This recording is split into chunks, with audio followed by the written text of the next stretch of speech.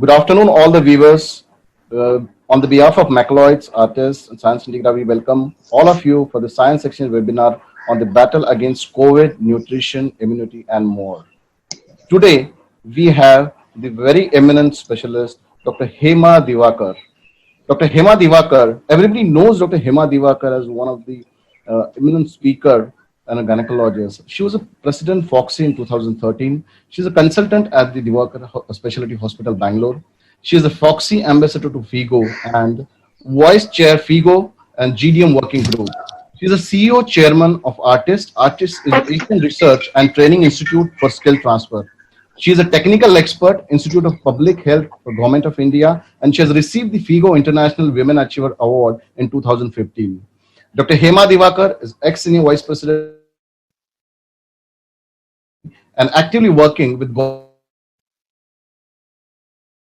She is the national teaching expert on skilled birth attendant training. And today, Dr. Hema Divakar is our main moderator. I hand over the session to Dr. Hema Divakar to further take it ahead on the COVID, nutrition, and immunity.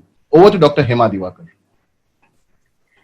Namaskar and very beloved welcome to all my audience here with Dr. Ramesh Deshmukh asking us the question like which cooking oil should we use?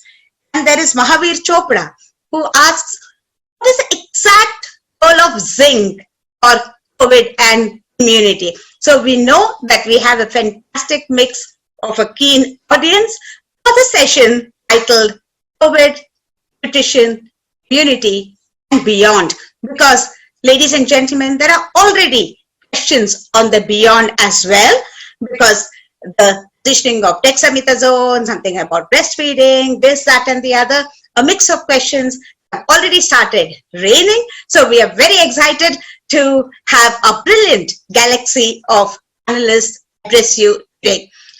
I must say on this particular program, namaste to Bindu Dada, and also saying namaskar to Nirja, Piyush and Aparna. Amchi Mumbai, Amchi Shilpa, namaste, and myself Dr. Hema Divakar, which goes to show you that we have a fine mix today from the south, east, north and the west, which also brings home the point of the complexity of the nutrition, of the recipes and the languages in this great country where we speak of unity in diversity. So we hope to bring together in a common way of how and what exactly we should be discussing with not only the patients, but everyone whom we come across as healthcare providers, the societies, the community, and the lay public who have now started looking at nutrition very, very, very differently than ever before. And they're aware of the word called immunity thanks to COVID-19 infection. And there is a lot happening with the nutrition and dietetics occupying a large portion of the discussion, may it be a scientific forum or even a tea party. I will just very, very, very quickly share the CVs of all our brilliant panelists here.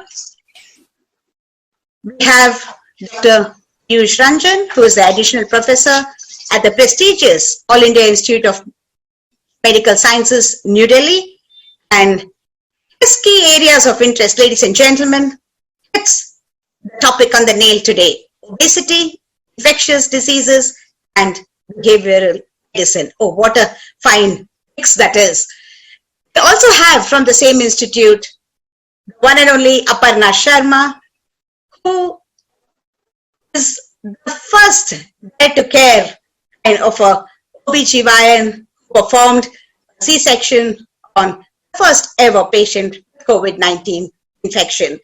Additional Professor, Division of Maternal Fetal Medicine, OBGYN at the AIMS, Fetal Medicine Specialist with an array of the awards, and what strikes me especially is the award called Legend of Tomorrow.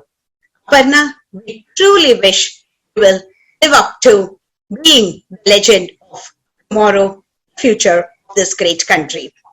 We have Dr. Shilpa Joshi, whom we have been in dialogues with on several occasions for so many years, but I confess that we never ever really paid attention to what they were saying about diet, nutritional values, and immunity. So, consultant dietitian, secretary of the All India Association for Advancement of Research in Obesity.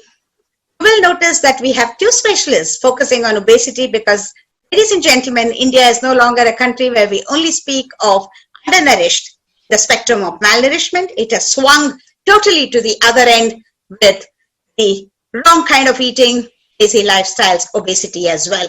So the director of the Mumbai Diet and Health Center, practicing dietitian and a diabetes educator, and occupies presently the prestigious post of Vice President of Indian Dietetic Association. Shibenduda is Professor of Medicine, Vivekananda Institute of Medical Sciences, Kolkata, Vice President of API. This program, ladies and gentlemen, the whole philosophy is to connect and collaborate. So we bring together Macleods, Science Integra, the API, the artists, and a fine mix of distinguished panelists from across the country. He's the Secretary of API, West Bengal branch, and the Vice President of Hypertension Society of India. Last but not the least, the star performer, an asset to our parent organization, Foxy, Dr. Neercha Butler, Professor and Unit Head at the Department of OBGYN, AIIMS, New Delhi.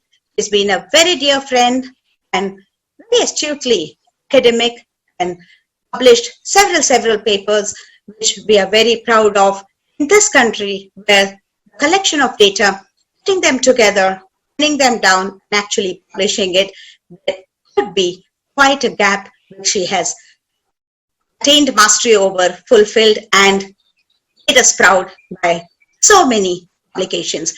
Secretary General of the International Federation of Cervical Pathology and Colposcopy, Council Member of the Asian Society of Gynae Oncology.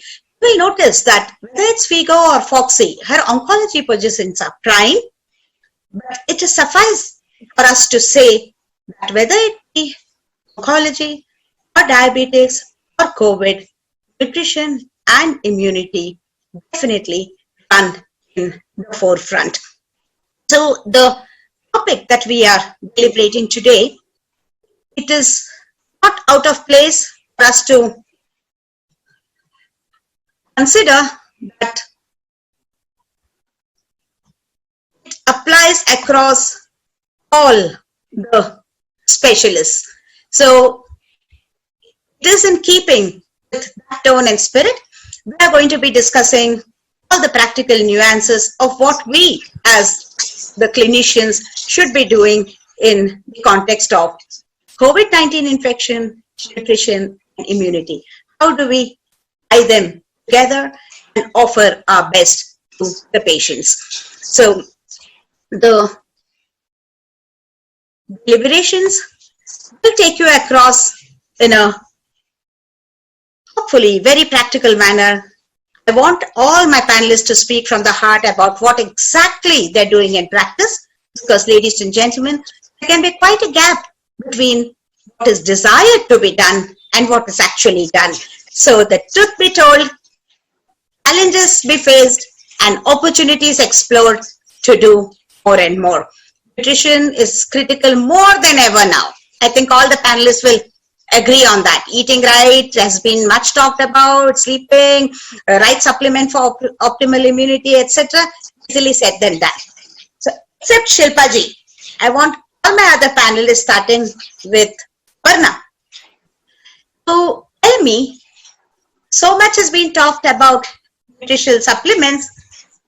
Have you started doing things differently at AIIMS?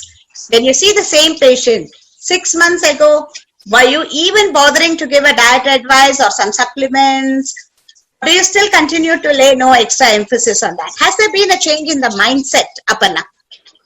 Yes, ma'am. I would say that COVID has changed a lot of things. So I would say that, immunity and nutrition and health, it does play a lot of role. Our counseling per se, being in a government setup, maybe we don't have too much time to talk or, that kind of a mindset. But yes, it is time to think differently and counsel about good diet, good nutrition. With more and more evidence coming about the role of immunity in fighting viral infections and more of nutrition in immunity, it is time to talk more about, a balanced diet and, more about supplements maybe in times to come. But yes, there is a bit, we do talk more about, how to take good diet, balanced diet. Excellent. Yes. So, Aparna, we take home that there is no time, but still there is a mindset and a good attempt. So, Neerja, as the head of department, have you begun to think about some thought process where we have a cadre of wellness ambassadors, some counselors? They need not be very highly qualified, but they can be good communicators and they can be put on this job of what Aparna finds the time constraint. How has been your thought process on that? Neerja? Ma'am, unmute. Thank you, Dr. Hema. The thing is that many times we have so many thoughts in our mind and the opportunity to translate them into practice doesn't really come because we're just so busy and caught up in that spin. But I think this COVID time has been a great silver lining, has been that we've all paused in our tracks to reflect on what we were doing and to think how we can do it better. And I think we have to face this challenge, which as WHO has given the health definition long ago to say, it is not merely the absence of disease or infirmity, it's a total physical, mental, spiritual, social well-being we have to look at. And we have to see how to convey this from our thoughts to the patient to understand, imbibe and implement.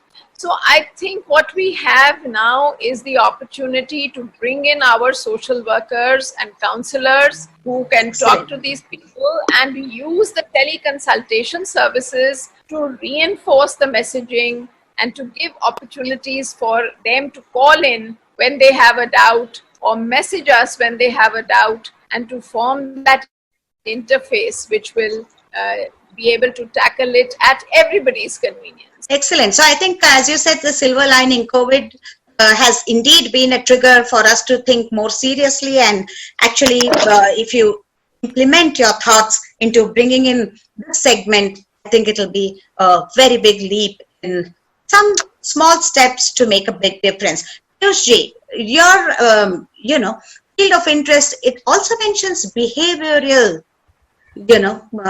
science, or this is all about the change in behavior. How easy do you think that it will be for us to implement this? You may say one thing, but the patient may just go and do the same thing again and again.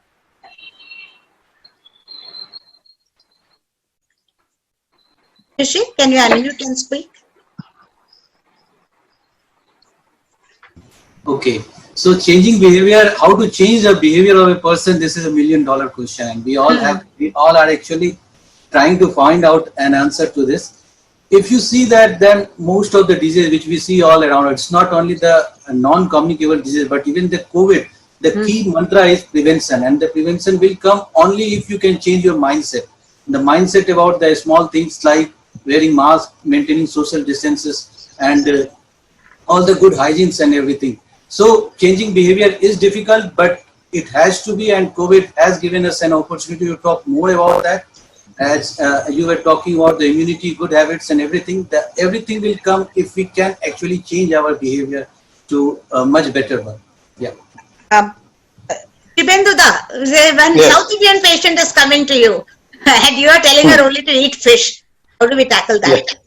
Yeah. No, it's not a problem. It's what you have talked about. I have got so many South Indian patients as well as doctors who are, after coming to Calcutta, started eating species and they are not leaving it. So that's not an issue at all, because we are Indians are very pliable persons. I'm an adaptive person. Or most of the time we can adapt anything of everything globally as nationally.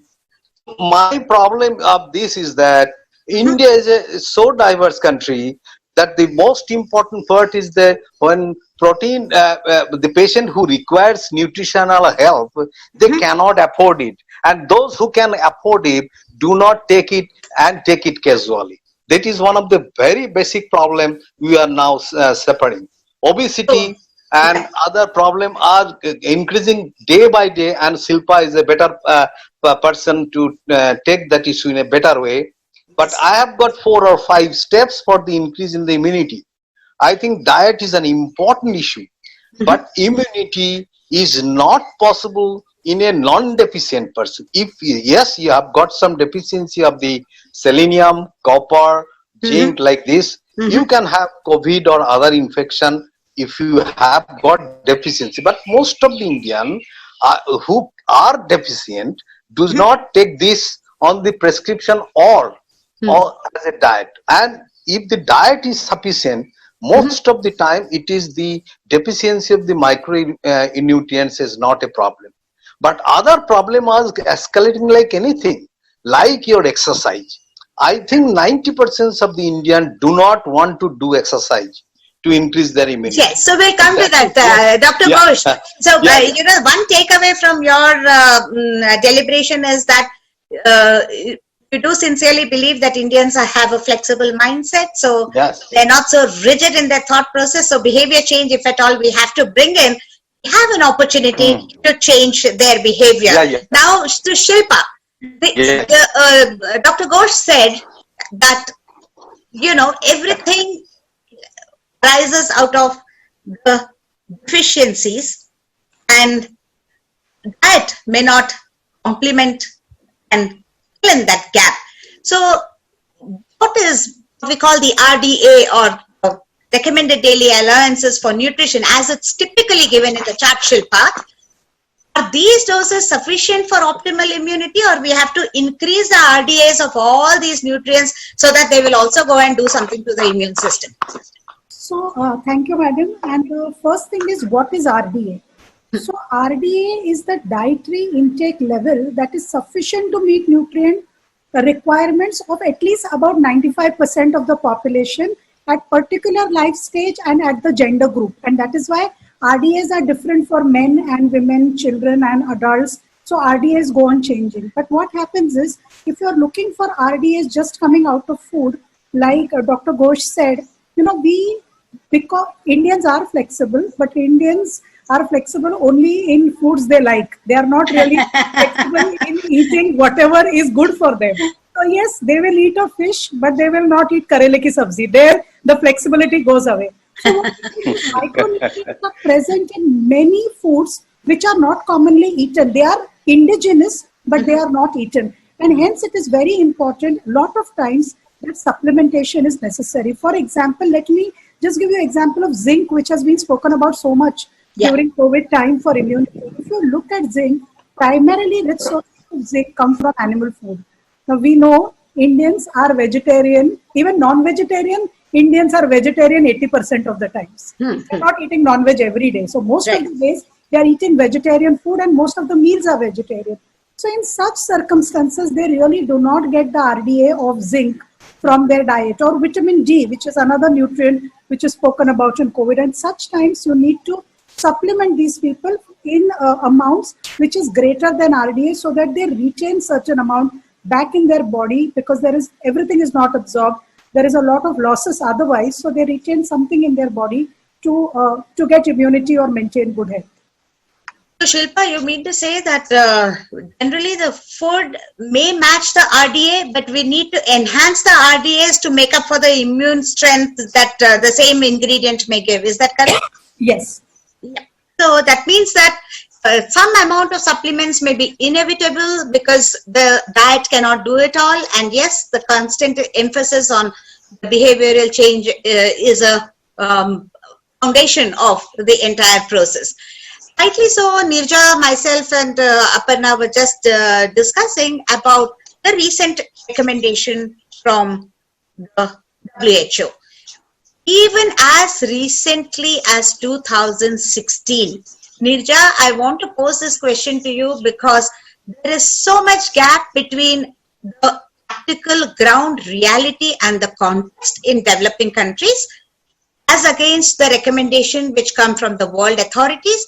In 2016, they said multiple micronutrient supplementation is not recommended to pregnant women to improve maternal and perinatal outcome, and it was very clear it was not recommended. Those who strictly follow the guidelines said no, MMS or the multiple micronutrient supplements, micronutrients as in vitamins, minerals, hey, this is not at all needed. So we just take IFA, iron, folic acid, and that's good enough. Let's see how these recommendations have changed into 2020. Antenatal multiple micronutrient supplements that include iron, folic acid also are recommended in the context of the rigorous research. That means now they have pushed in this recommendation. How do you think we were coping all these years, Nirja? And do we really reflect on what these recommendations mean if somebody has to actually listen to these webinars and follow the recommendations in 2016? Should have stopped giving the micronutrients. And do you think that is appropriate for our population? I think what Dr. Shilpa is saying is right in a way that many times we are already having a good balanced diet and we may not be suffering these micronutrient deficiencies because that diet is already so complete in the case of the people who are coming from the better resource settings. And as far as putting them into the guidelines, pregnant and lactating women always form a very special group where you have to be very careful when you introduce any thing, and a lot depends on the quality of the research that is presented to the bodies to put this forward. So many times there is not a good quality of evidence to support that it should be given. So we cannot entirely blame them for that, because if the evidence has not been produced systematically, then they cannot translate the same non-pregnant recommendations to the pregnant.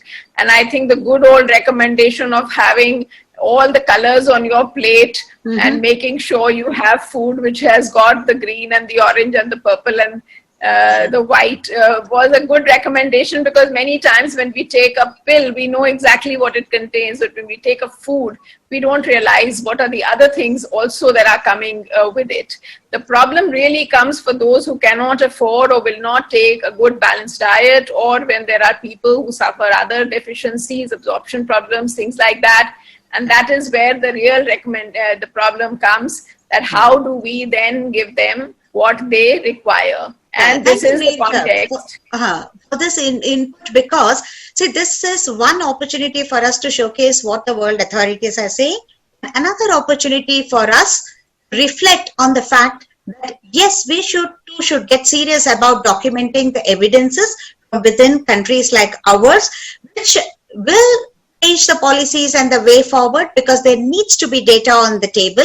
And who other can I say that should lead these massive initiatives in our country other than people like yourself who has done such a great lot of work. So it is time for us to put you in the prestigious leadership positions to make this happen for our country as well. Thank you, Nirja.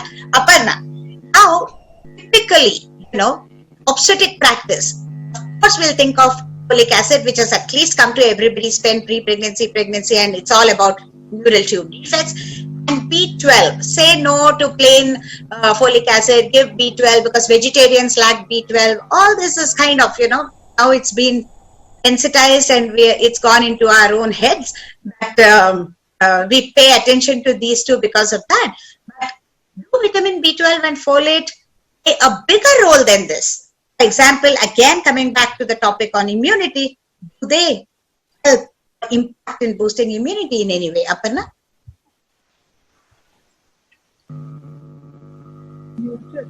So yes, so ma'am, as you've correctly said, we've been so used to folate and neural tube defects that we probably do not think about folate. But if you actually look into the literature, they say folate beyond neural tube defects, and there is so much on folate beyond neural tube defects. So just looking at obstetrical outcome, there is so much of literature. But talking about immunity, whether by chance or what, there is a huge paper by Gombart et al. In December 2019 on nutrition and immunity, which actually talks about the role of B12 and folate in not just B12, folate, all vitamins, and what is their role. So we all know that it's been seen that it actually plays a very crucial role in the healthy balance of immune system, and inadequate folate and B12 can actually affect the production of nucleic acid and protein synthesis.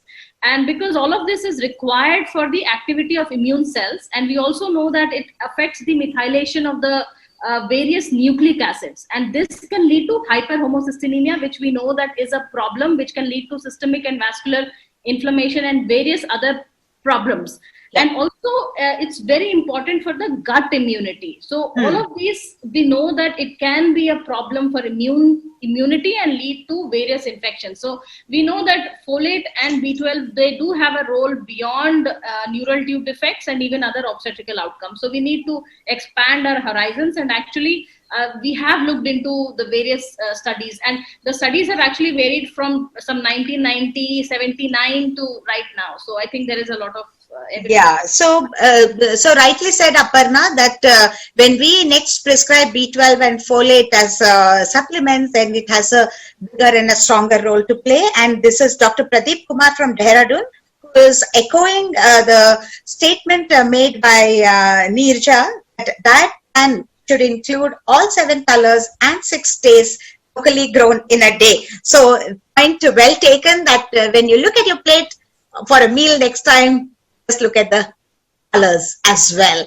So Shibenduji, zinc, selenium, magnesium, which you had already started talking about, how important they are? Are they really important for immunity? And just see the literature that we have put up.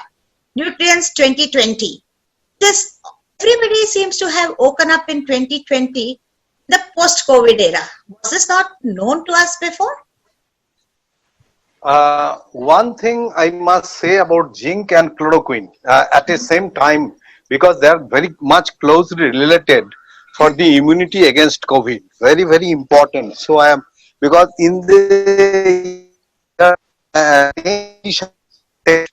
medicine, probably it was in the 65 like this. That time, one of the authors of the Harrison textbook of medicine, which we think as the Bible of medicine throughout the globe, they have mentioned that zinc and chloroquine act together to fight against so many respiratory viruses. And that has been come in the last literature of the COVID immunity, that zinc is a very good drug that decreases the entry of the viruses to the respiratory epithelium to decrease their population, and thereby decreasing their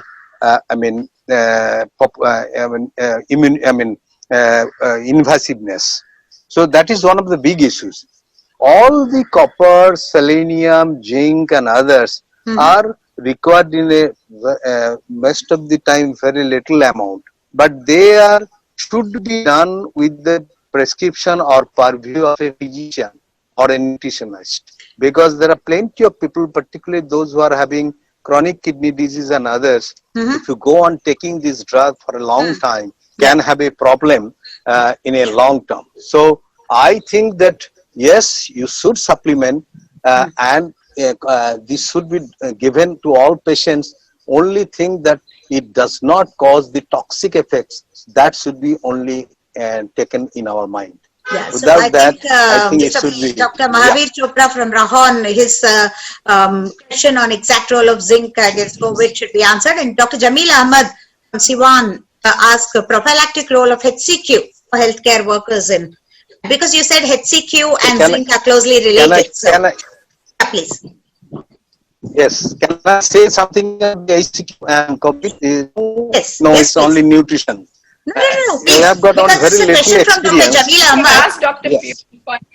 Okay. I will ask him So also. can I answer this? Yeah, please. Okay. So hydroxychloroquine is a beautiful drug, at least for the prophylaxis.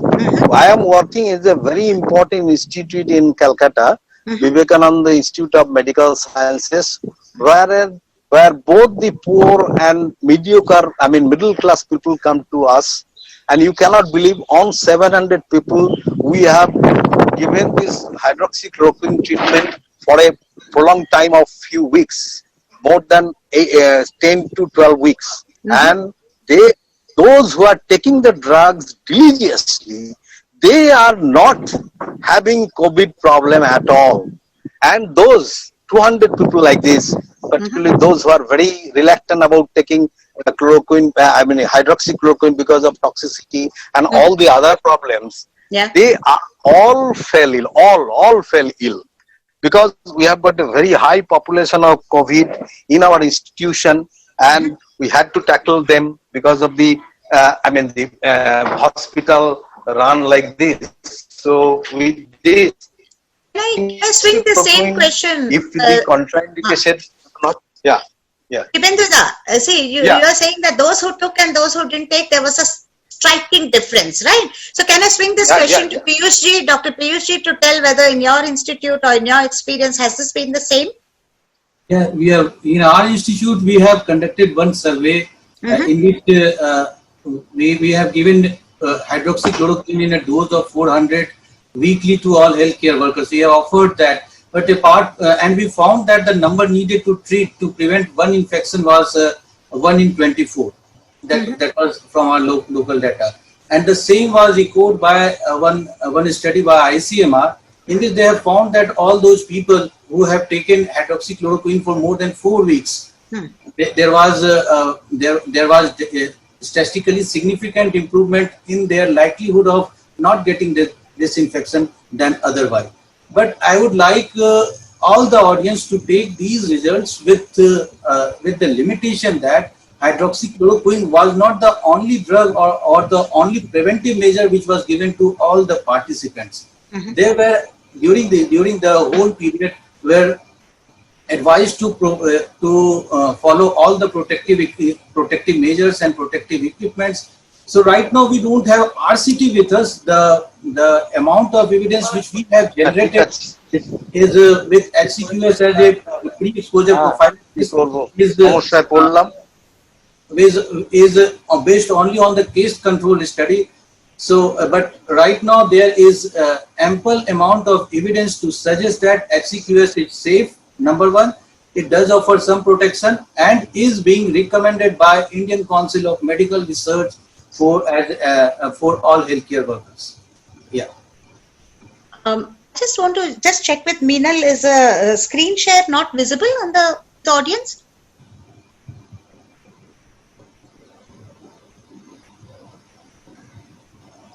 No, madam. Your screen is not visible.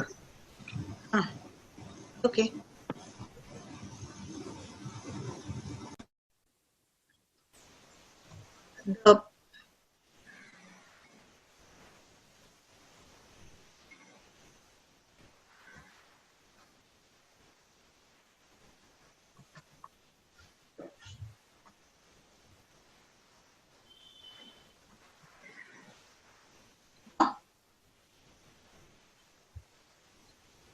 Is it seen now?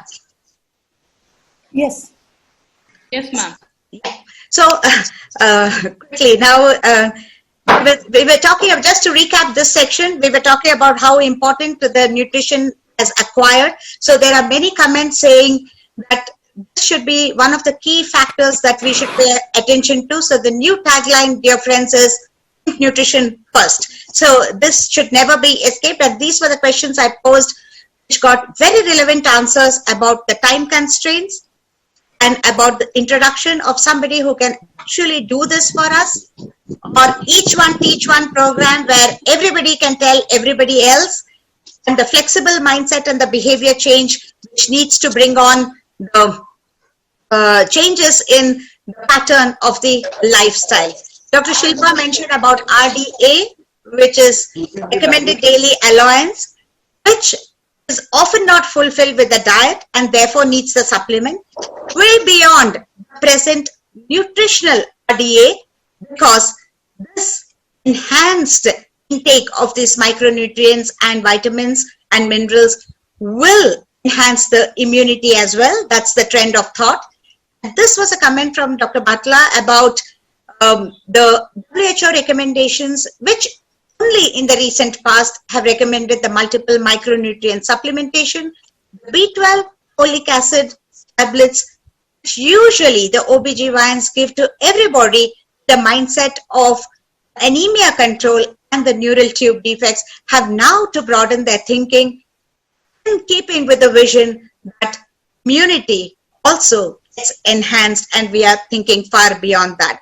Zinc, selenium, magnesium waiting in the queue get added to the basket of supplements that we should give, of which zinc was much elaborated on. The close link between the zinc and the HCQ, which the points about the prophylaxis, which probably in a limited span of time, whatever we have noticed is that it's having beneficial impact. We have to wait for a larger standalone study or a survey, because these patients not only took, or healthcare providers maybe not only took standalone HCQ, but there were other things to strengthen it as well. So we come back to Dr. Ghosh on the selenium and magnesium now. No, at least we have got 2-3 areas where magnesium is very, very useful. First, I'm talking of the magnesium in our ICU setup. And what we find, a large number of patients who are not getting out from the ventilation, in fact, they are deficient in magnesium. And that leads to the thinking process or thought process that magnesium, at least for the patient who are ventilation, we are giving when the other methods are failed, like patient do not have heart failure, patient do not have respiratory problem that way, but patient is not coming out or weaning out from the ventilator. In that case, we are using magnesium after taking the level, and when the magnesium level is low, we are giving magnesium. And I think another area which is more by the gynecologists rather than the physicians, where magnesium is really working well, even in the absence of magnesium deficiency, is your eclampsia, preeclampsia, and pregnancy-induced hypertension. In fact, for all patients who have got pregnancy-induced hypertension during delivery region, we used to give magnesium as an important issue. And selenium probably has got a multiple effect as a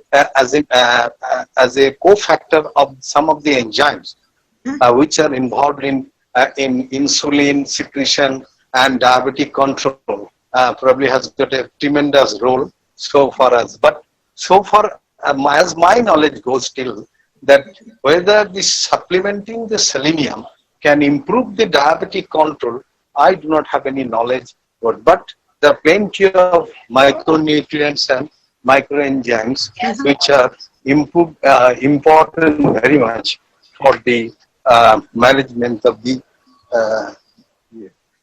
Thank you, Dr. Ghosh. When you say that in seriously ill COVID infected patients, magnesium does play a role, a crucial role in pulling them out of crisis, I asked Dr. Piyush, there is Dr. Jamil Ahmad again from Siwan, asking similarly, what's the role of dexamethasone in the management of COVID patients with breathlessness? Well, and are there any contraindications for prophylactically giving to the COVID-19 patients? Piyush? First, there are two questions. There are two questions which we have on. The first thing is the role of dexamethasone. So, high doses of dexamethasone is being routinely given in all patients who are moderately. Dr. Ghosh, can you please mute your? Okay. Yeah, thank you. Piyush, carry on. Yeah. So, dexamethasone has got very important role to play in all the patients of COVID with moderate intensity illness. It is being routinely given, and the dose is slightly on the higher side. It is about 80 milligrams of prednisolone. And there's a lot of Bengali happening, so it is Dr. Ghosh. Dr. Ghosh, I need you to mute, please. Okay, sure. Yeah. So only 2 drugs has actually been shown effective in decreasing the viral load and related inflammation. One is the remdesivir and another one is the dexamethasone. So we are giving routinely to all our patients who are moderately as well as seriously ill. So this is very important. This is part one of the question. Second one is the whether there is any prophylactic role. Was this related to dexamethasone? Yes. No, there is no prophylactic role of dexamethasone in the prevention of COVID-19, number one, and it is not indicated in mild intensity COVID illness. So then we move on to the next set of vitamins and minerals which are also waiting in the queue, as I put it.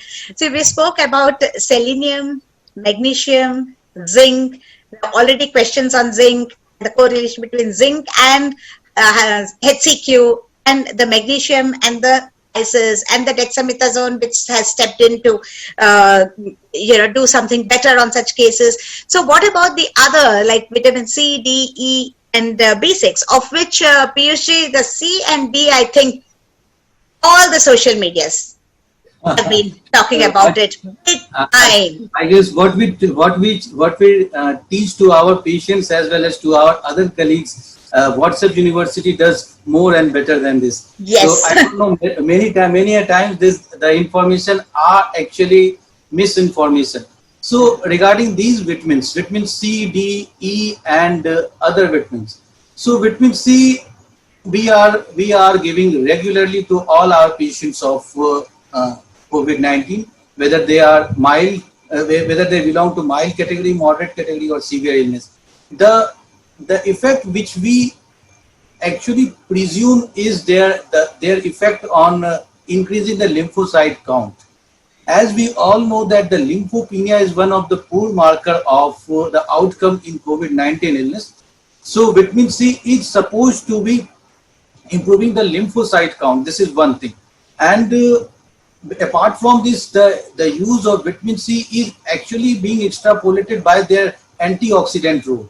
So not only in the COVID-19, so right from the early days of my MBBS teaching, we all were being taught that vitamin C has got some role in improving immunity against all those respiratory viruses. Yes. So this has actually been extrapolated from that very saying, number one. Number two is vitamin D.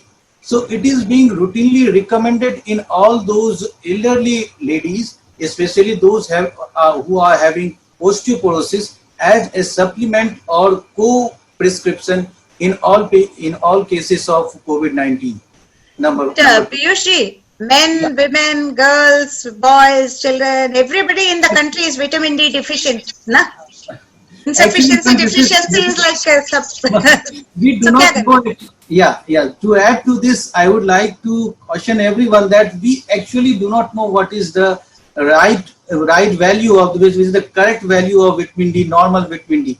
So I remember the very early days in AIMS when we were attributing everything with the vitamin D deficiency, and we have given vitamin D in every possible disease, right from the diabetes. We have supplemented it with the tuberculosis. Actually, vitamin D deficiency and like many other vitamin deficiency, they have been found to be associated with a number of diseases, but they have failed to prove their role when they were supplemented. So we do not know whether their deficiency has caused the disease. If deficiency has caused the disease, then supplementation might have improved, should have actually improved the outcome of the disease. So, like in pandemic, we used to say that if you don't have anything to offer, you can offer everything that has got no deleterious or no harmful effect. So, absolutely. But so do no harm. So whatever you think is not harmful, just give it with the benefit of doubt. Definitely C, D, E, and other B complex vitamins, they have some role. So they have some suggestive role. So we are giving. We are giving routinely to all our patients. Yeah, Dr. Shilpa, there are two follow-up questions for you on this. One is Dr. Gopal Chandra Das from Bhubaneswar asked, dietary vitamin and micronutrient are not sufficient for a healthy person? Do you need this? Because Piyush is telling, oh, give something may be better than nothing. But can you presume that the person is getting it out of diet, and do you actually require to supplement? That is the first one. Yeah. So see, the thing is that we really, when patients come to dietitians and we calculate net nutrients present in the food eaten. But none of us actually take into account losses that happen while cooking. Losses, because we Indians do not usually eat raw food. We eat cooked and very, very overcooked and heated and reheated like 1 million times before eating. So remember, most of our micronutrients are very sensitive to heat. Very, very sensitive to heat, and they are lost. So while certain foods may be fortified, for example, milk, vitamin D, lot of brands are. But हम लोग क्या करते हैं? We get milk and we boil it. The moment you boil it, you're taking milk to 200 degrees Celsius, you're destroying the vitamin D. So that is why lot of times supplement is needed, and also lot of us feel that we are eating balanced diet. We are not. I have yet to know people who eat 5 servings of vegetable and 2 servings of fruits a day. Very few people do that. They claim to, but they don't. Yeah, so it is not, the reality is quite different from what we think we are getting from the food. Okay, incidentally, let me just finish the question that Dr. Ramesh Deshmukh from Ulhasnagar. Which oil should you use, Shilpa, for cooking? Having never entered the kitchen, this is a difficult question for me, for sure. Yeah, madam wants to say something. Yeah, Nirja? Yeah, please. Of the obese women, for sure, they are not at all able to get their micronutrients from any kind of diet. No matter, they may follow the recommendations, and also a lot of our women who are of the affording classes and think they may be eating a good diet, but if they are overweight, again, they will not be able to get it from the diet alone. Yes, I think again, Nirja, this brings home the point that we need to actually objectively document all of these in the Indian population, and this may be a start for a very serious thinking on these lines, because bring the data to the table and then very authentically answer the questions that this is all that the person here is getting. This is what you will therefore need to do by way of supplements. So cooking oil, Shilpa. So, okay. So the cooking fat which is recommended is monounsaturated fatty acid, because if you look at data, lot of data about using polyunsaturated fat for prevention of metabolic disease, but because the data comes from the Western world, they do not heat fat like we do. They don't give tadka, and therefore their polyunsaturated fat is well protected in the food matrix because it is not exposed to heat like it is exposed in Indian scenario. Therefore, for Indian scenario, you need a little sturdier oil, which is monounsaturated fat, which just has one double bond. Polyunsaturated have many double bonds in them. So, in monounsaturated fatty acids, the rich oils which are rich in MUFA are olive oil, but olive oil is very, very expensive. So, let's get it out, because early in my practice, a patient told me, "Madam, olive oil khane se to ICU sasta padta hai." So, therefore, I never recommend olive oil. So, groundnut oil, sarson ka tel, that is mustard oil, canola oil, sesame oil, soy oil, all these oils are richer in monounsaturated fat as compared to other fats, and therefore they are recommended. But whatever is the fat, it has to be eaten less. Sure. The point well taken, Shilpa. There is one logical thought process that Dr. Pradeep has applied and asked that question. He says anxiety and lack of sleep will reduce the immunity. What are those food substances that you can eat to counter the anxiety and to counter the lack of sleep, so that you eat that good food, you're less anxious, you're sleeping well, your immunity builds up? Does this logic work? Oh, well, there are foods spoken about at least to induce sleep. So these are foods which are rich in tryptophan, like milk, etc. And that is why a cup of warm milk before bedtime is supposed to give good sleep. But I think it only holds true for kids whose minds are less preoccupied with whether I'm wearing a mask and whether my neighbor has a COVID and things like that. So I think food has less to do with anxiety. What you need to do is, probably meditation or other things which actually work to reduce the burden on your mind and therefore getting good sleep. So in this section, we have said that we start thinking differently. We follow the WHO recommendations to give the due importance to minerals and vitamins, as Nirja said, and then daily micronutrient intake is definitely necessary to support the immune function, and it has to be higher than the current recommended daily allowances or dosages. Even marginal deficiencies may impair the immunity. So the next important nutrient is the protein. Okay, so protein and immunity, how is it linked? Let me go to Dr. Piyush first, because they said that oil, whatever you eat, you have to eat less.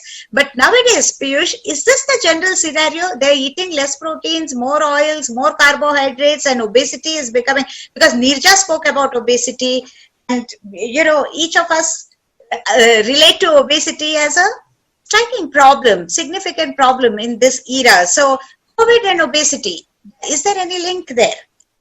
Yes, ma'am. There is, as we all know that we are learning what actually is COVID. So evidence is being generated every day, and we are getting wiser day by day. And so far, obesity and outcome of right. Yeah, may I request Dr. Ghosh to mute his mic, please? Yeah, thank you. So obesity and COVID are different studies to support that COVID-19 has, the patients with COVID-19 has got the more protected course and poorer outcome among the patients who are having overweight and obese in comparison to the patient who are having the normal weight.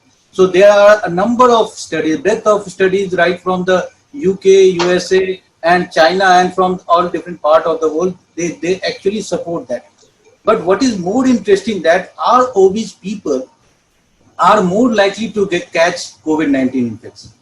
So this is the newer arena which has come, and there are only a couple of studies which actually suggest that the people who are obese are more likely to get COVID-19 infection.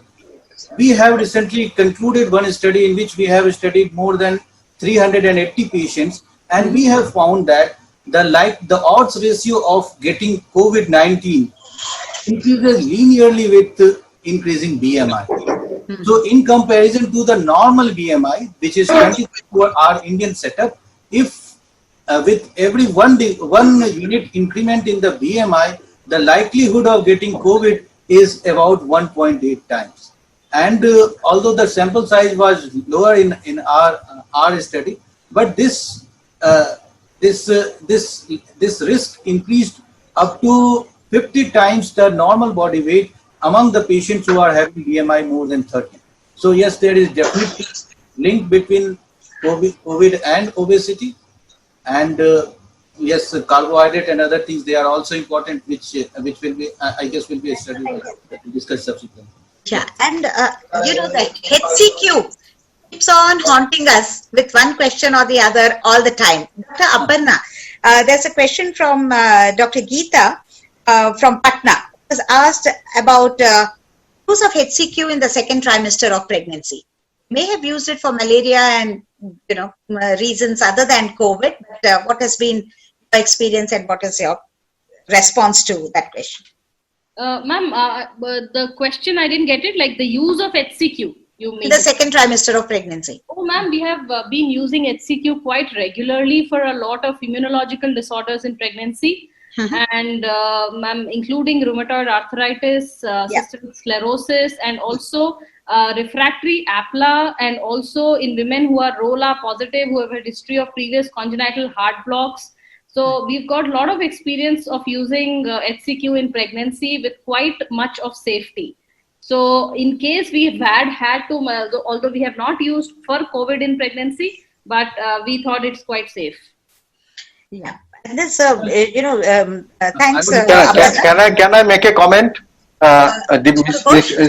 Divakar, may I make a comment here? Is that Dr. Ghosh? Yes. Yeah, please. I think this is the safest drug in pregnancy for any immunological disorder. Yes, Okay, and agreed. so I think there is no doubt that drug should be taken in any stage of the disease. Hydroxychloroquine is the safest for pregnancy and any related disorder of pregnancy. I think especially hydroxychloroquine has got no content. Dr. Yeah. Ghosh, especially in our country, since we as clinicians are used to giving it for other indications, and our confidence levels, like how for diabetes, we're used to giving metformin. So that's one familiar drug for PCOS that we give, and we don't mind giving that in hyperglycemia patient as well. So what we are familiar with, what can be put down, HCQ perhaps also is looked at a little differently in our community. That's why again we say that the answers with clarity for all of these questions. I think in a very short while from now, many centers in the world, inclusive of our own country, will and should be producing the data. Now, Dr. Ghosh, whilst we are on you, the minerals and vitamins, the micronutrients as we call them, that we have now been convinced that diet alone not enough. Cooked diet, recooked diet, lots of issues. Oils, the different types that you have heard, and compliance of those again is questionable. So you supplement, because it will not only. Madam, I've got another question, another comment regarding oil. Can you just spare me for that? Yeah, please. Because there's another question on rice bran oil in cooking. So today is great learnings. Yes, because I have published a paper on oil in Indian soil.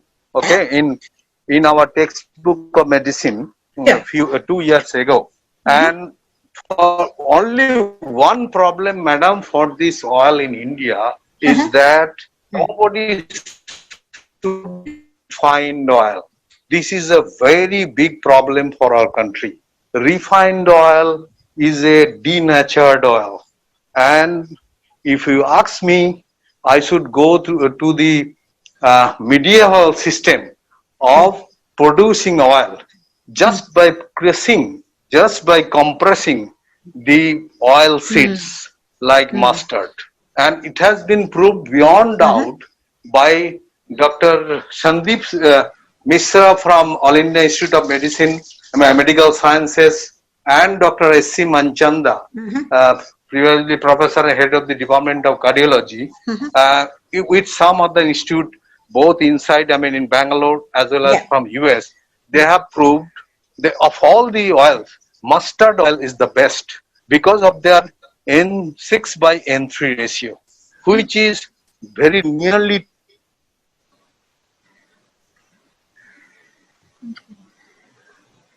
He's muted. Shubhendu, please unmute and speak. Meanwhile, Shilpa, rice bran oil का क्या करने का? Rice bran oil is a good oil. It is a monounsaturated rich oil, monounsaturated fat rich oil.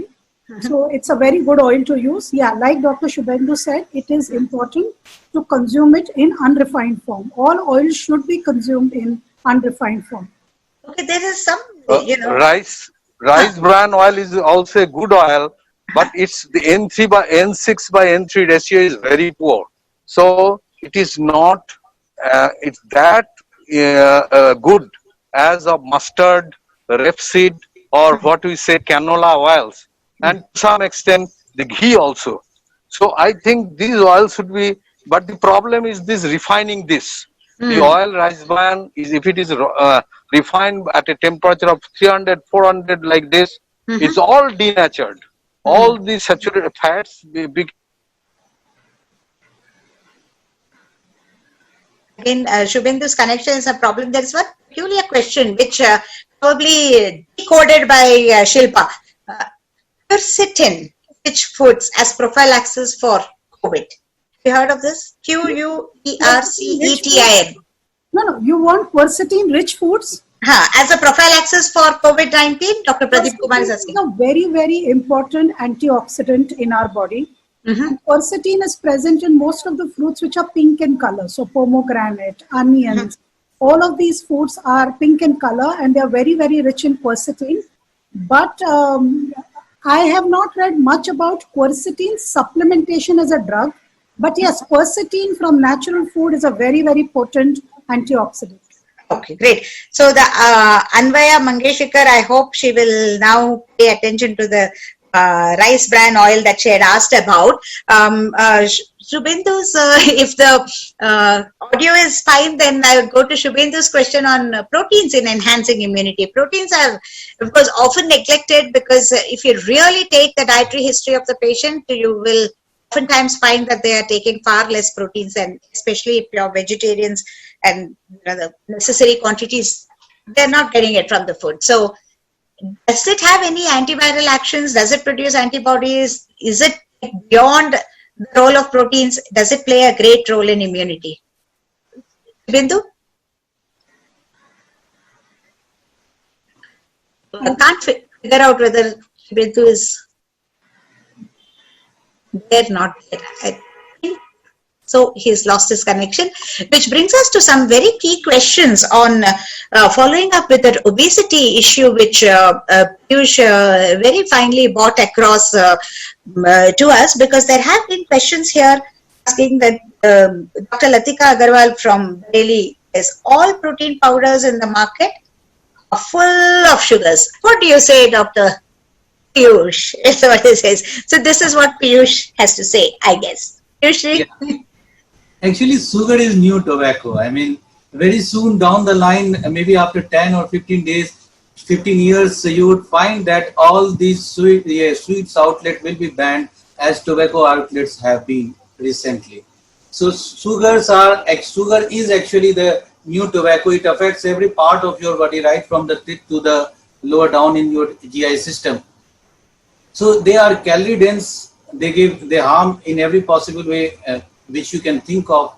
So all those protein supplements. So whatever supplements which we are getting in our market, maybe this is any famous brand, that there is always some extra cocoa or some extra sugar added to that, so as to make them more palatable, and so that the children and the other group of people can actually consume them. So it is always better to take healthy protein, good quality protein from the natural sources.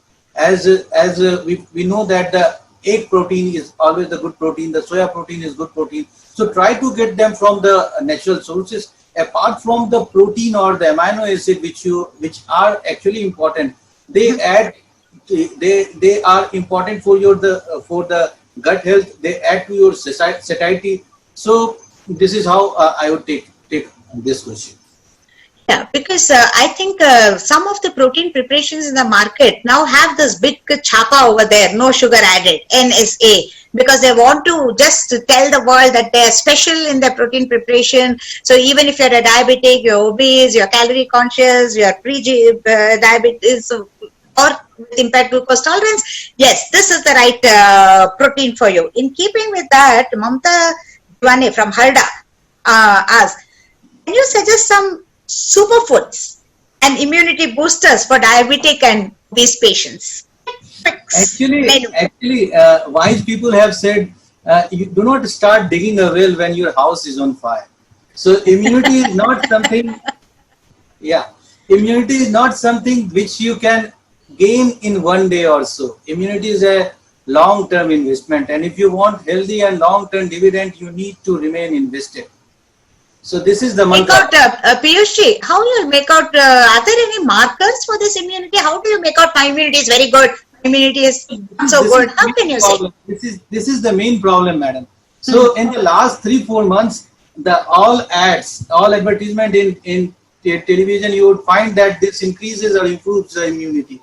As of to the best of my knowledge, there is nothing to suggest that there is any particular biomarker which can actually say that your immunity has improved after taking this particular food or this particular dietary supplement.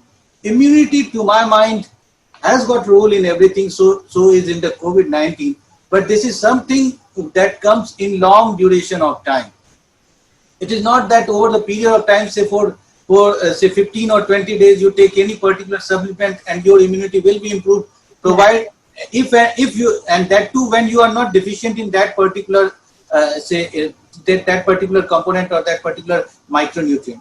So immunity is something that needs to be taken care of in the long-term, lifelong habit, as you have very clearly said in your opening remark that food, diet, good food, balanced food, it's a regular exercise and good habits is all that what is prerequisite for making good immunity. But Dr. Madhu Jaiswal is coming to Shilpa ji again and again. You're a dietitian and nutrition ka. Batai dijiye Shilpa, what is a vegetarian, non-vegetarian, superfood? Something you tell us. So remember, like Dr. Piyush said, you cannot dig the well when you are thirsty. Okay, so superfoods are something which should be continuously eaten. They are just not eaten because you want to achieve immunity. And superfoods are foods which give advantage beyond the food. So therefore, they are also called as functional foods in nutrition. Functional foods are nuts, oil seeds. So, our grandmother's logic, roj 5 badam khane chahiye. Eat handful of nuts every day, even if they are peanuts. Everybody can't afford almonds, so even if they are peanuts. So these are superfoods. Seeds are superfoods, and seeds are so much integral part of our Indian cooking. So sesame seeds are so widely used in South and in Maharashtra. North, they will use other kind of seeds. Fenugreek is used so much in our diet. So all these, and even spices. For example, turmeric. Curcumin has all of a sudden come in fashion, but Indians are eating it for past at least 1,000 years. Yes. So curcumin is a superfood. So look at curcumin, pepperin, which is found in pepper. It's again, a bioactive compound which has shown now to have action in immunity, but it's eaten very, very commonly in Indian food. So these are superfoods which should be consumed every day. I asked Dr. Nirja, yours was the first unit which, really went into a C-section. Did Aparna, yourself and the whole team already on HCQ, and are you still continuing it? And if you're taking it for prophylaxis, how long should one take it, etc.? Question from Bharti Chowgule, Mumbai. We did indeed, and Dr. Piyush here has been our chief guide in this matter. Who not only he recommended it, he also helped us to procure it, and we did indeed take the loading dose as well as the weekly dose. Initially, we had planned it 8 weeks. Then we said, no, we can continue it for 2 months. And now there are many people to say that you can actually go as long as 6 months even with the maintenance dose. In case, especially that you are coming in contact with the COVID patients and you are at risk more than the COVID positive of seeing the COVID suspects, where you may or may not have that degree of protection. So it is something which we have recommended to all our people. Our residents were a little reluctant initially, but once they started going into the COVID areas, they also started taking it quite regularly. So unless you have one of the contraindications or your age factor or something, in which case you definitely need to consult the physician before you do it. But for others, I think it's quite all right to go ahead with it, and we've not seen any problem. Thank you, Nirja. Aparna, this is, the aims ke ird-gird a lot of this COVID, lot of it is in the news all the time for that. So Vasudev Mandal from Calcutta asks, what percentage of population are to be affected by COVID-19 in the locality? Declare that herd immunity is reached in that locality. Aims ke locality mein kab when you will announce everybody is affected and then now herd immunity is reached? That's the question. I think this question, so even epidemiologists, the greatest epidemiologists are not able to answer this question. I'm a flea or a mosquito in this manner. So right now, so if you talk about the herd immunity, is the greatest controversy right now, that even if, the worst part is that the person who's actually COVID positive may not have antibodies, and the people who are antibody positive may have never had COVID. So, and we don't know if the COVID antibodies who are antibody positive are actually protective. So it's the presence of, so the serology right now is not even diagnostic. If the serology is positive, we don't know if it is protective. So right now, herd immunity is not a question that we should be addressing in this panel, I think. Yeah. So, like many other things, don't know. Piyush, you have something to add on that? Yeah, ma'am. So if I put it in a way, we do not know. So what is antibody and what is the titer of antibody? We have certain tests to say that that particular gentleman is having the antibody. We do not look into the blood. from our bare eyes or with any other thing. Just few lines on a particular kit says that you are having antibody like this. As Dr. Aparna has clearly and truly said that we do not know what is the titer of antibody that actually will be protective, if at all it will be protective, how long it will be protective. So these two things are she has very correctly said. Regarding the diagnostic test that is being used right and left by everyone to say that you are having this antibody or not, what I want to caution all our listeners that they are actually the lines on a particular plastic kit. Okay, so whether you have standardized it or not standardized it, nobody knows it. So in our AIMS, in our department, we have actually worked on at least 14 and 15 kits, and we have found only two kits are actually sort of good enough to say reliably that they are the kit that actually measures the antibody. So regarding this antibody, it is very important for all of our listeners or viewers to know that they are not the diagnostic tests, and they are not at all the tests that can actually let us know that they are actually conferring some protection against this particular thing. They are only saying that in past you had some protection against this particular antigen or not. So in one community, in one area, all people, you cannot do some test to say that everybody is now immune and therefore this way. Yes. So recently ICMR has conducted one population-based survey, community-based survey, and they have found that the immunity, that antibody was prevalent in less than 1%.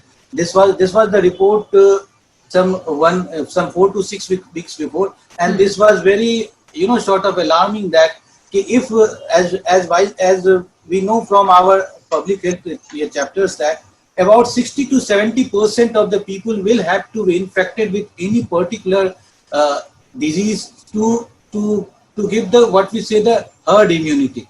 But so the clear answer is we are nowhere near that. Yeah? We are nowhere at least our knowledge. So Piyushi, couple of quick rapid fire questions to you. Reiterate what you've said before. Mr. Anupam Bhaumik from Guwahati.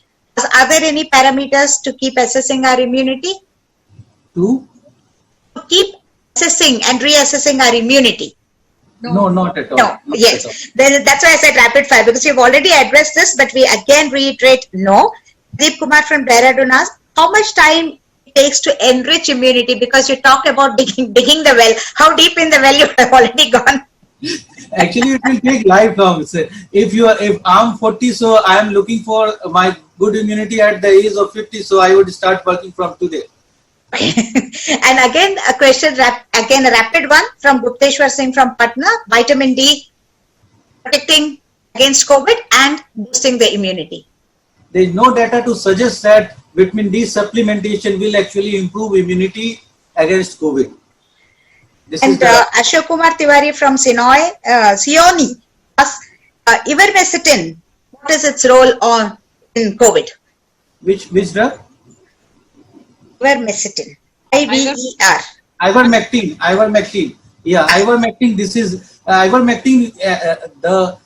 The data regarding ivermectin has come from some of the in vivo studies, and they have found the main thing is with ivermectin is that the concentration at which ivermectin is supposed to be having antiviral effect is about 50 times what we are taking regularly. Mm-hmm. Although there are some guidelines from some of the state health services, but I personally will not say that ivermectin is actually will be effective in treating COVID.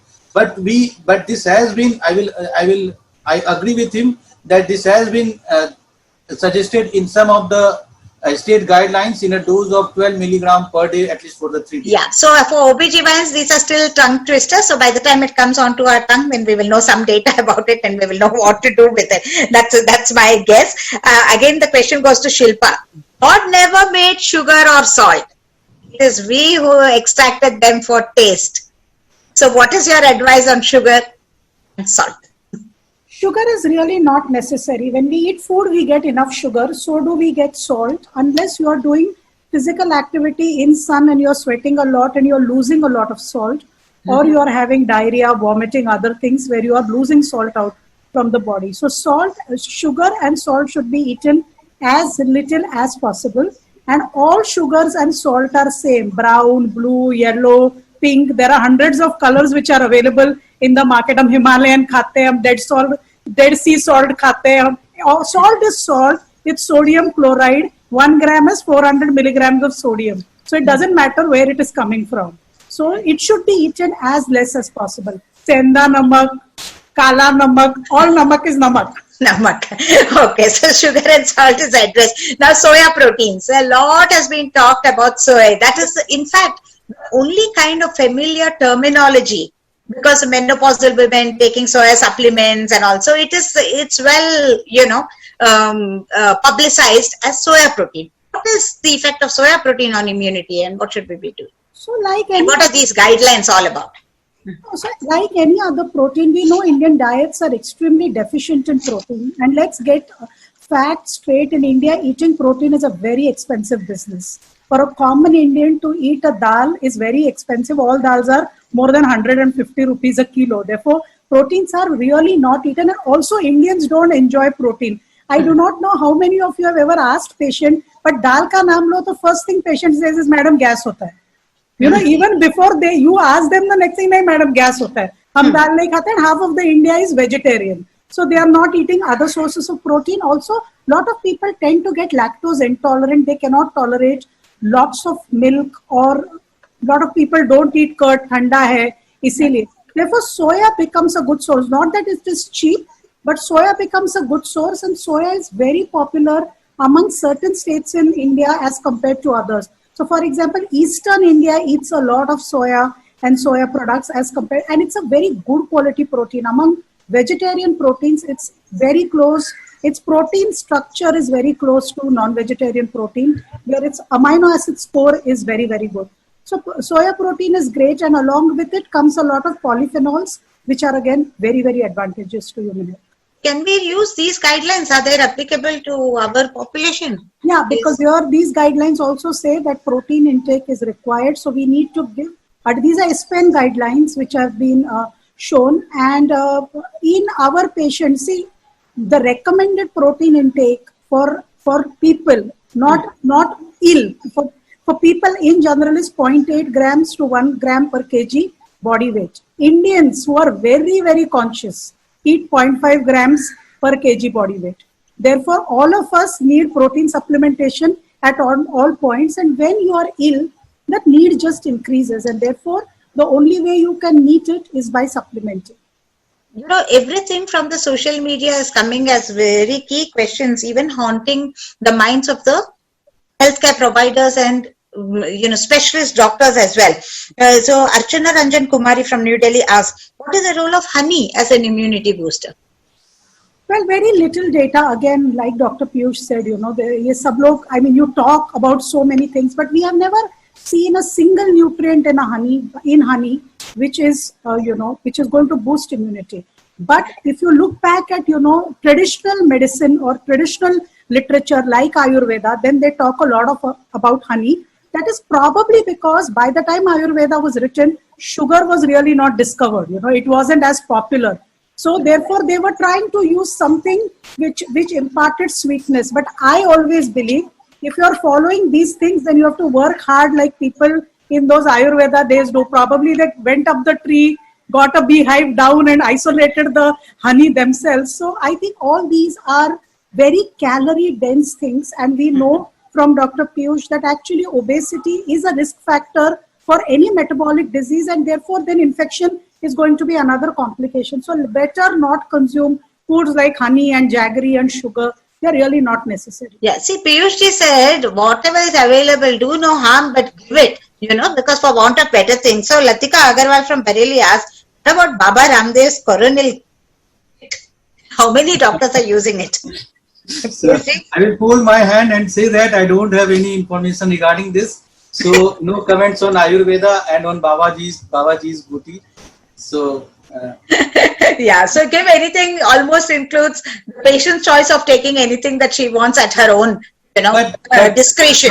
Not especially related to this. I would like to caution all my viewers and everyone that actually food and herbal dietary supplements, they are the most important cause of drug-induced liver injury and drug-induced kidney injury.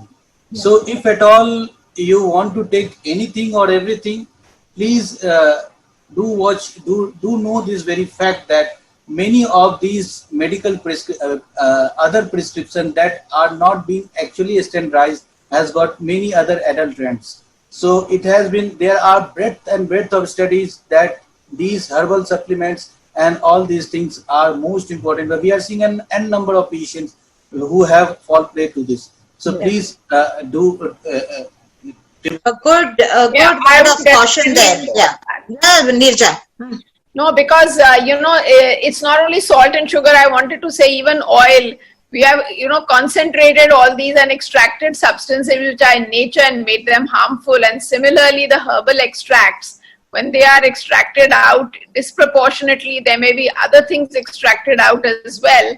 And let us not forget that even in allopathy, we use some very concentrated substances like digoxin, like the taxols, which are coming from plant sources. So it all depends on what dose you are taking anything and whether it is good or it is bad. And it cannot be generalized and said that you can have it at, if you like, because we really don't want to recommend unless we are sure what the person is taking.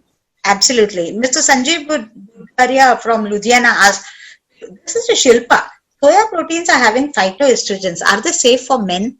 Yes, they are, because phytoestrogens are weak estrogens. So if they are going to have in limited quantity, if you're going to have like 100 grams of soy protein a day, definitely no. But if you're going to have like a scoop of 30 grams soya protein after a workout, it really does not matter. And soya isolates are better. They are lighter for digestion, and also that they will have less amount of phytoestrogens in them. So one final question from Narendra Kumar on this protein matter is, so should we go for protein supplements for all our patients, Shilpa? Well, ask your patients what they are eating. If they are really deficient in their protein intake, choose the right one for them and do not let them just have protein supplements and fir pura din chips kha rahe or pizza kha rahe. No, they have to eat a balanced diet.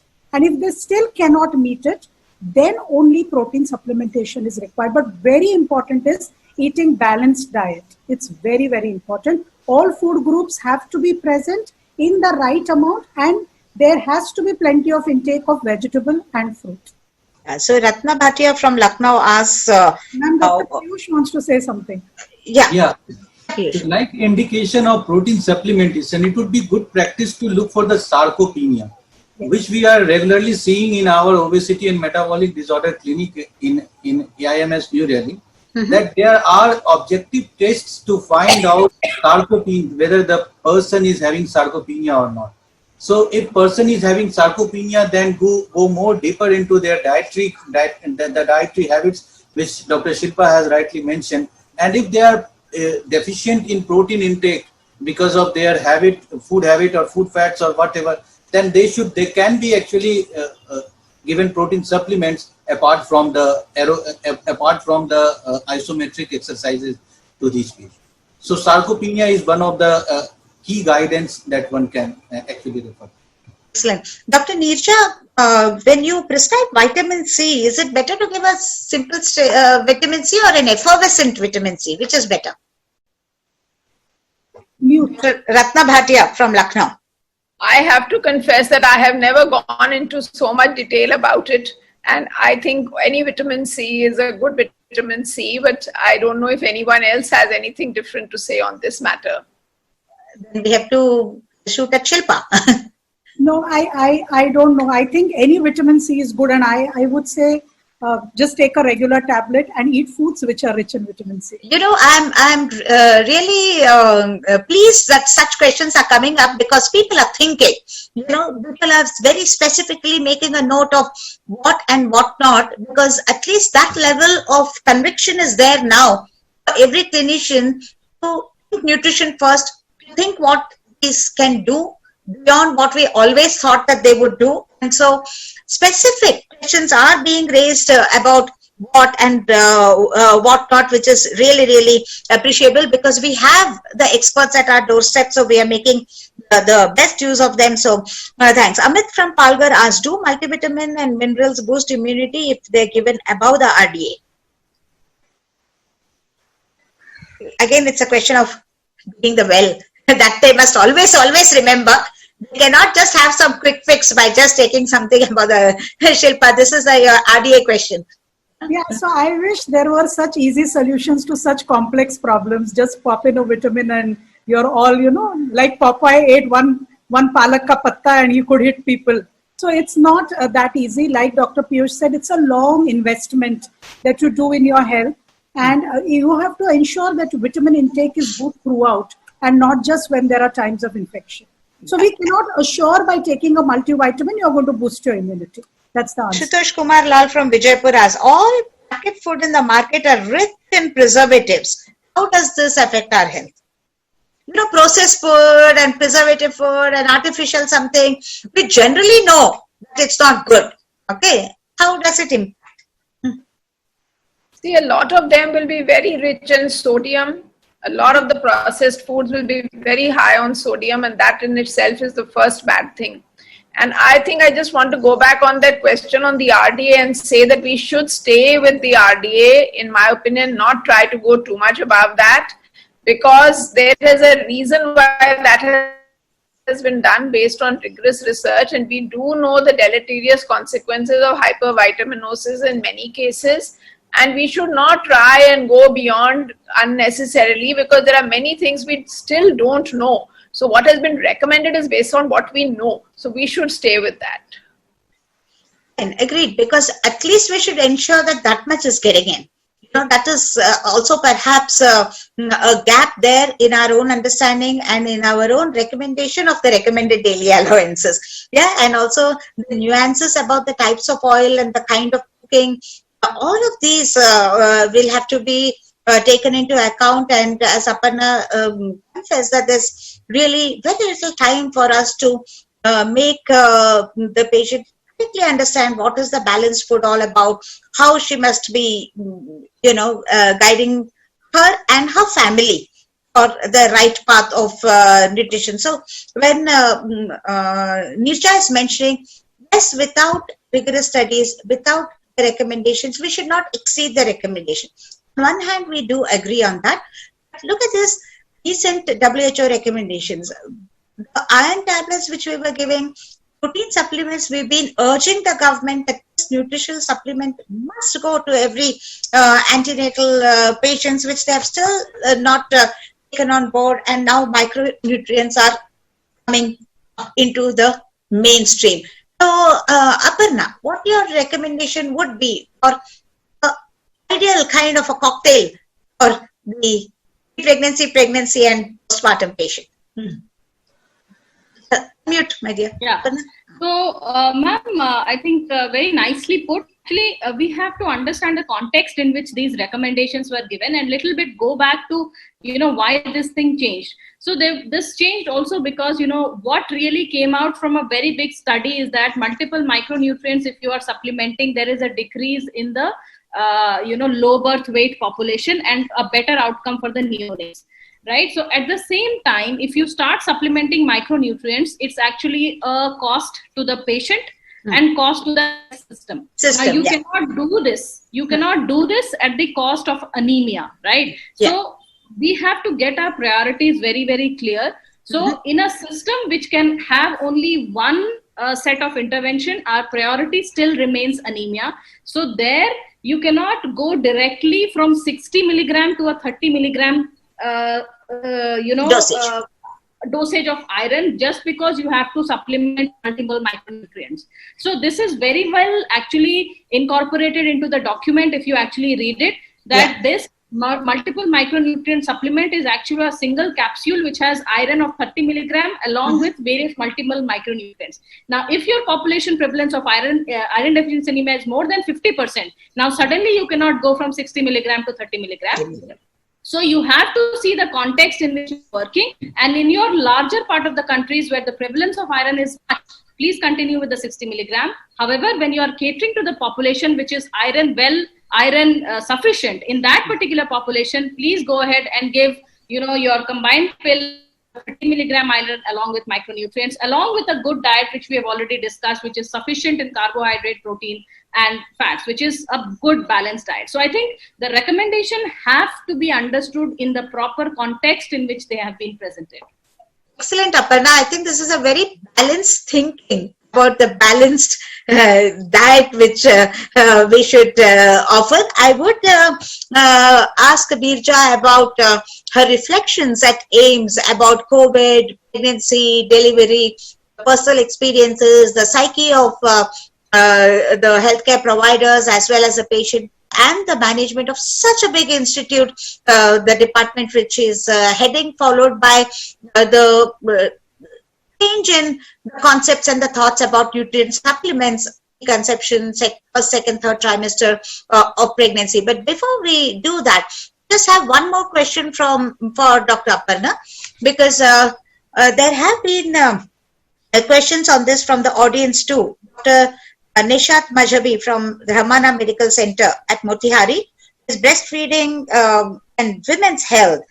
Does it impact only to the beneficial effects of the baby, or does the women also benefit from that? That's one question. And there is Harsha Verma from Aligarh asks that how much is the importance of colostrum in a pregnancy? So the relevant question which is already put up for you, Aparna.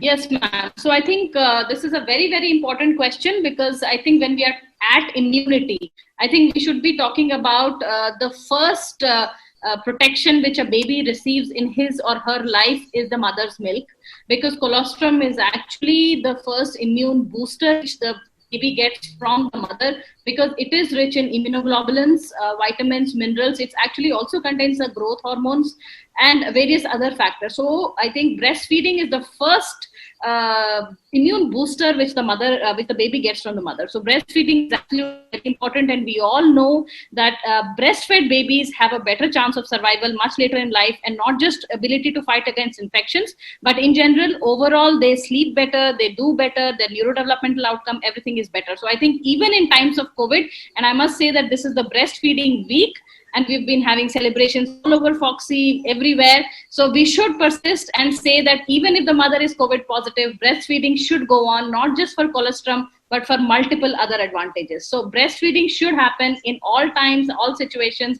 colostrum till 6 months, till 2 years with supplemented milk. So we will take all of these issues comprehensively on board in this delightful discussion about COVID, nutrition, immunity, and beyond, because our own horizons of thinking needs to expand beyond what we obviously already know, and much more which we don't know. We will close the session with some key comments and a presentation from Dr. Nirja Bhatla, because there have been a couple of questions saying, okay, now tell us whether we should supplement or we should not. Okay, now tell us, what should be the dosage of this, that, and the other?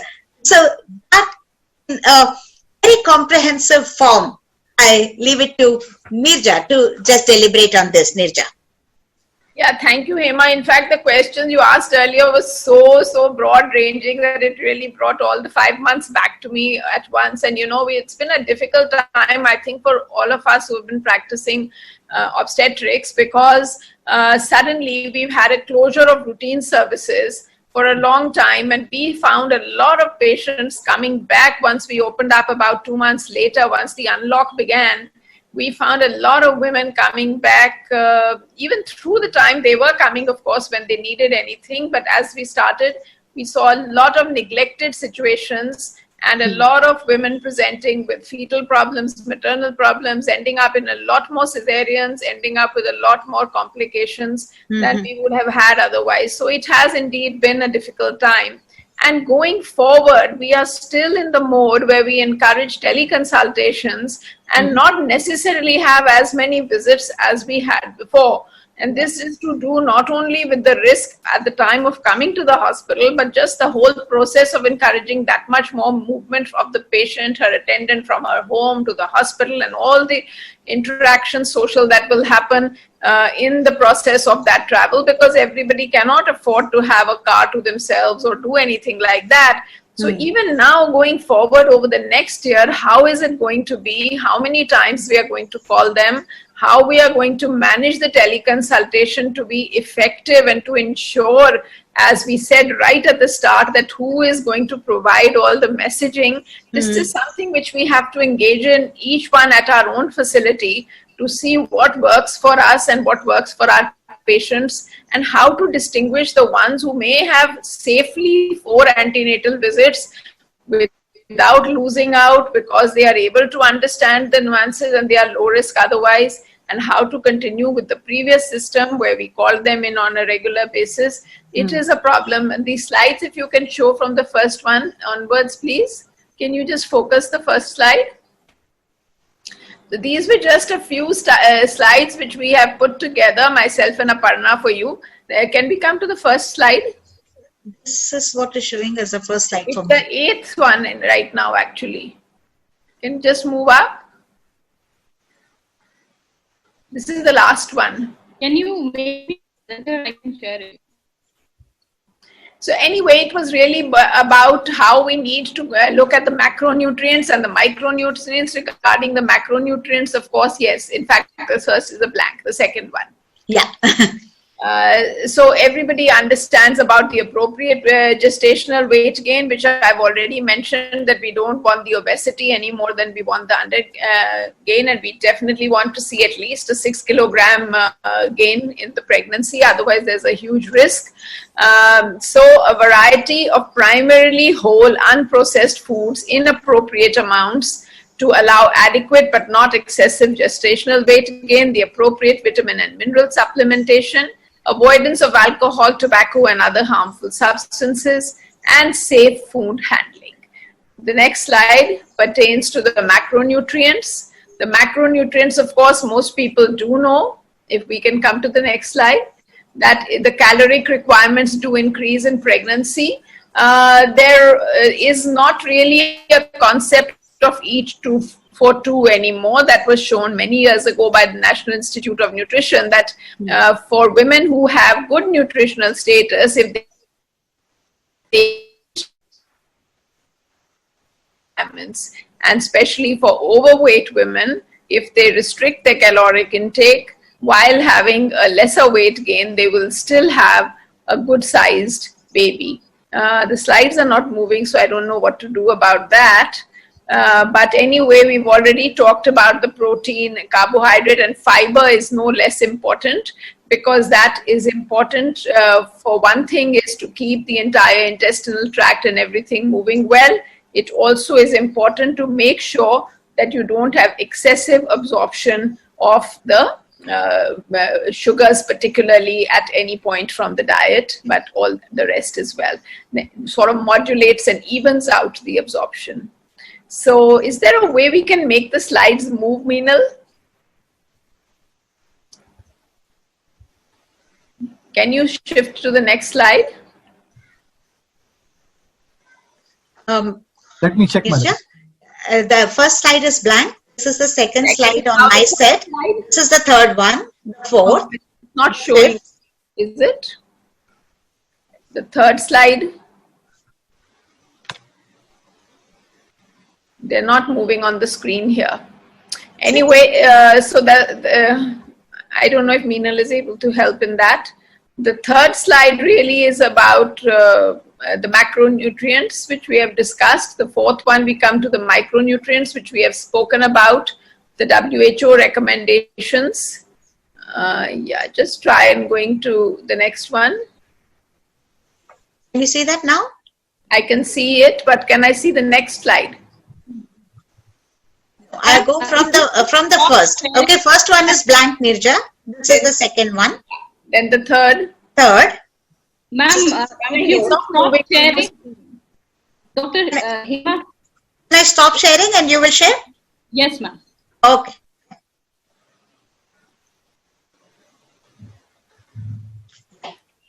So I have to share with you while she shares the screen. Let me say, okay, fine. So we got it. So this is what I was talking about, that we know that there is an increase in the daily caloric intake by 340 to 450 calories in the second and third trimesters. We've talked about the proteins. We've talked about the carbohydrates, and I mentioned about the fiber. Yeah. Next slide. Which we have talked about, the WHO recommendations on antenatal nutrition, which got upgraded from a no recommendation to a recommendation on basis of rigorous research. And IFAs definitely for all the pregnant women, albeit maybe a lesser dose than the 100 mg we have been talking about, as well as vitamin A and calcium supplements for the at-risk populations, and now the whole concept of the zinc and the MMS. Next slide, please. So this in a nutshell is what they have got about the vitamins and minerals in the United Nations International Multiple Micronutrient Preparation Formulation. And you can see that it has practically everything. The A, D, E, niacin, folic acid, B1, B2, B6, B12, C, zinc, iron, selenium, copper, and iodine. So now for us, what we have to see really is that we are mostly in an anemic situation. But years ago, we did this study at AIIMS where we looked at intermittent iron supplementation versus daily supplementation. Because a lot of women were not tolerating the iron 100 milligrams. And now, of course, we have very intestine-friendly versions which are well tolerated. But back then, we didn't have these preparations anyway. And we saw that if they took just 200 milligrams, that is 200 mg tablets a week, they still maintained their hemoglobin if they were non-anemic to start with. So that really works out to the 30 mg per day, which is 210 in a week. And so we should see and individualize this again to those patients who already have good hemoglobin. There is no need for them to take the high iron dose. Conversely, there are those who do not have adequate, although the placenta has mechanisms for active transfer of these nutrients, and they will preferentially be taken across to the baby, but still the level achieved may not be the same, and it will mean a worse level for the mother. So they say a fetus is a parasite. It does tend to take by active transport across the placenta many times, but still for the mother's health, it is important that we do give them.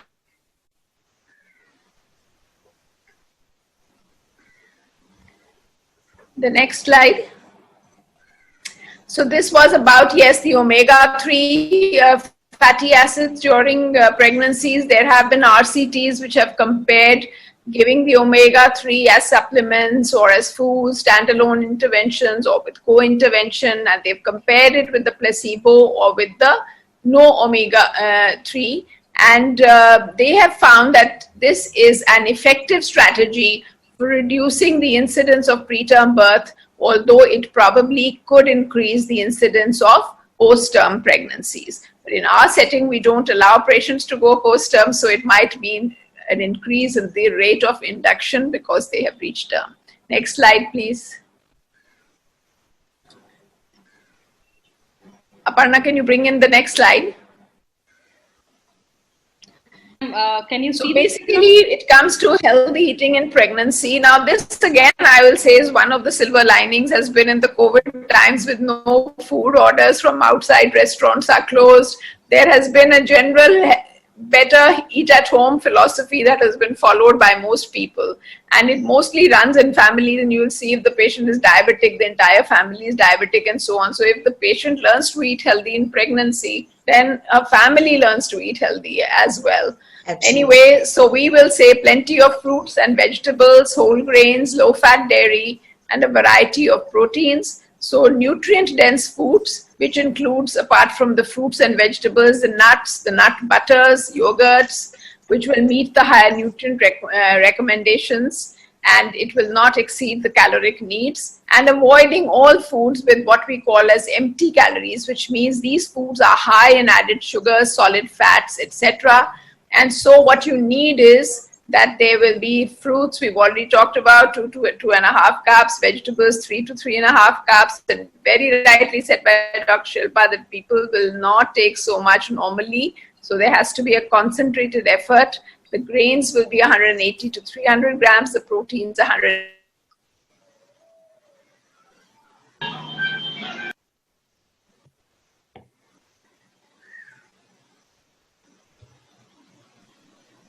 I think Nirja? Nirja's connection is... you can perhaps stop sharing.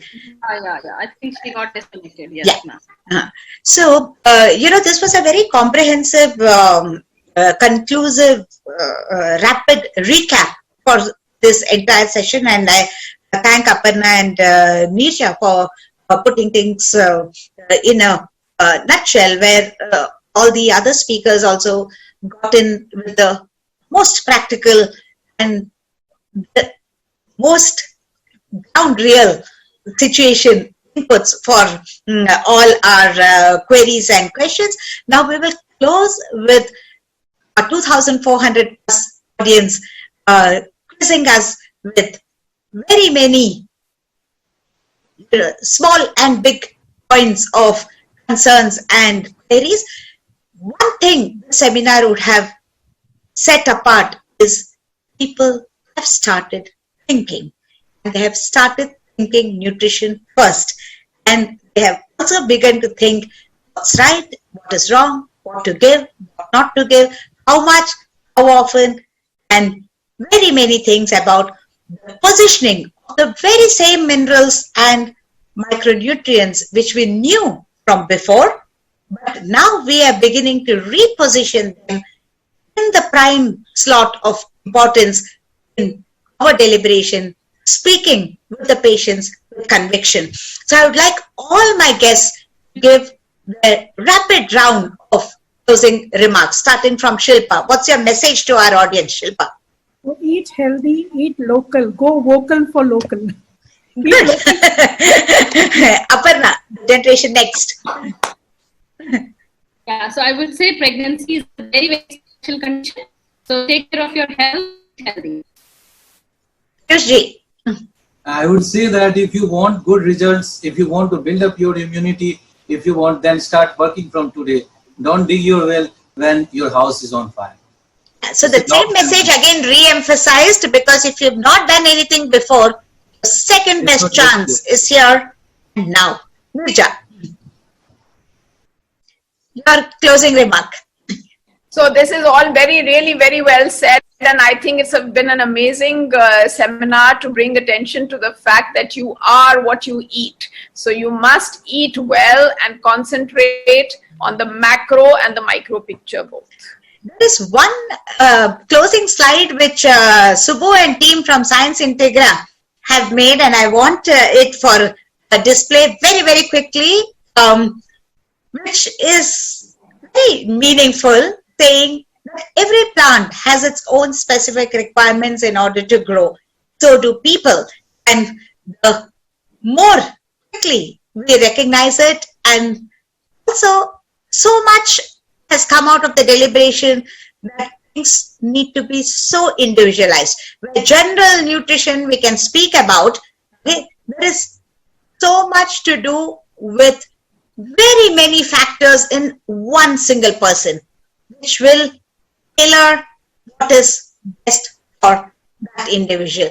So we must say that we have the same measuring standards when it comes to others, different situations, different emotions. All these are the script given by Subbu and his team from Science Integra, which goes to show they are not only the technology-driven people, they put their heart and soul into the webinars that they host for artists time and again, not only in getting the best of the faculty together, getting the best of the industry to pose some unusual kind of questions to the community of practitioners, and of course to get the best of the audience running in thousands as always. So my heartfelt thanks to the brilliant set of panelists who have really done full justice to the deliberation of face of it, a routine topic, which we used to think it is routine in the recent past, but have now begun to realize that we need to focus and deliberate on this through Shilpa, Aparna, Piyushji, Nirja. Thank you so very much. And I do appreciate not only you spending your valuable time for this webinar, but also to really give some very important key practical messages to our entire audience on behalf of McLeod's, who has hosted this program so kindly, on behalf of Asian Research and Training Institute for Skill Transfer, that is ARTIST, from the city of Bengaluru, and to the entire team here. One last time, my heartfelt thank you. Amitji from McLeod's can have the last word, please. Thank you, ma'am. Shriman, can we have the closing slide, please?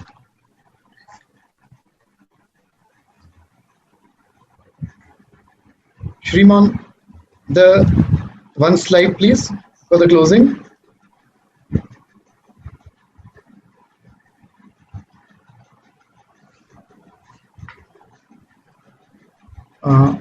Meenal, can we have the... Oh, yeah. So, ma'am, it was indeed an evening well spent, and we truly will carry the message of nutrition first from this webinar. And definitely, in addition to the macronutrients, we have to focus on micronutrients as well, especially considering the current pandemic. So my sincere thanks to our moderator Hema ma'am for her brilliant insights and making us more aware of this. And we were definitely honored to have wonderful panelists with us, especially Nirja ma'am, Shilpa ma'am, Aparna ma'am, Subhendu sir and Piyush sir. And it was an evening which we spent well, and we gained a lot of insights. From our audience side also, I would like to thank everyone. And I would also like to thank the audience for their wonderful listening and excellent questions. And we had more than 2,400 logins this evening, which speaks for itself. Thank you very much. Have a nice evening. Namaskar. Thank you.